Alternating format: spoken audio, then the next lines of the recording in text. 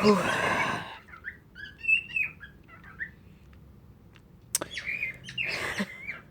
Aside from the birds singing, it's been a rough week.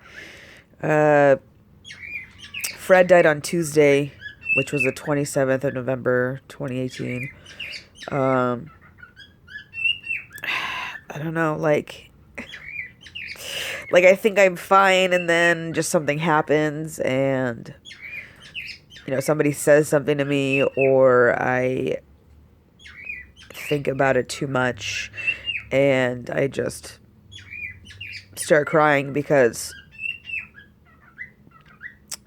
I was talking to my friend whose mother passed away, and like it's not my family member, it's a pet, but she made a lot of really good points, being part of this new generation. Like, I don't know if I'm gonna have kids. I don't know if I'm going to adopt kids. Like, I wish that I could, because I've always wanted to, but at the same time, they're expensive, and I'm a teacher. And with how much school debt that we all have, our generation has, and newer generations, like it's impossible to, unless your parents were set up well, and they had lots of money, it's impossible to go to school and to do well for yourself and get out of debt if you're going into a profession that's not paid very much. And so, that being the case, I don't know if I'm ever going to have kids, or be able to support another human being in my entire life. So my pets are my children, and it's hard to lose one in general, right?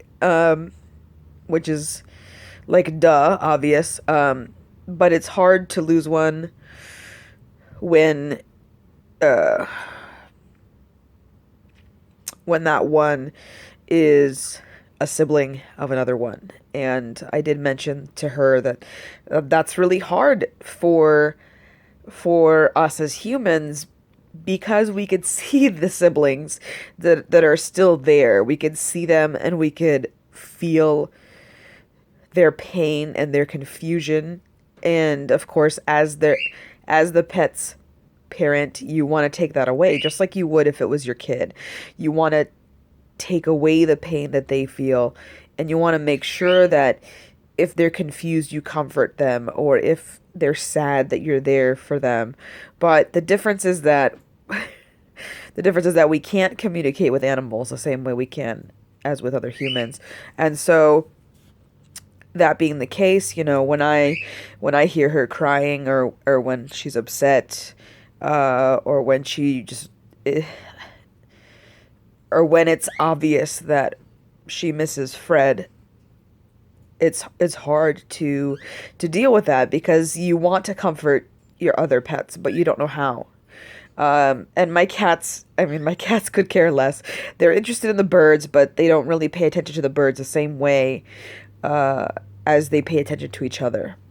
And same thing with the birds. The birds don't really pay attention to the cats. They just pay attention to each other.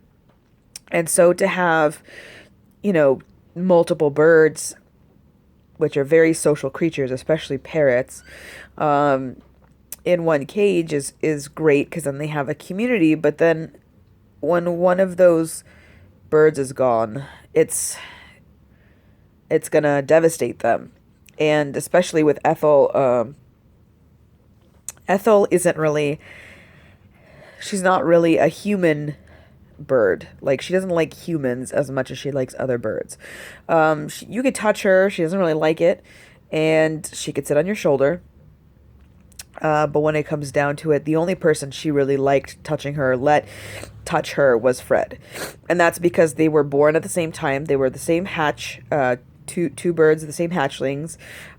He was the lighter one of the two, but they basically all had the same similar markings. And she was a little bit bigger, but she let him take care of her. And when I met them at a pet store,